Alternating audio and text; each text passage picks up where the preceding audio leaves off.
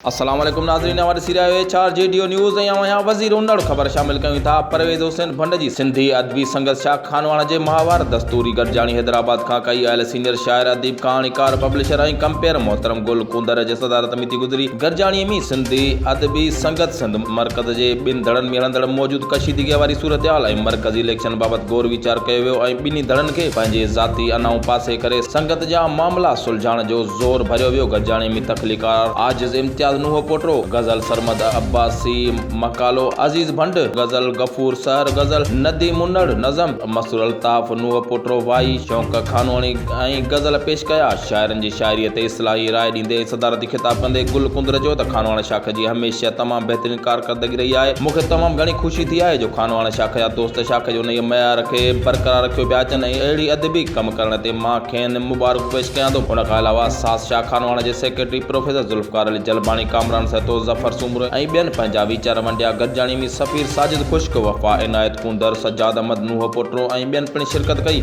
HR JDO news में फ़िलहाल एतिरो ई। वधीक ख़बरनि अपडेट्स लाइ ॾिसंदा रहो HR जेडीओ न्यूज़।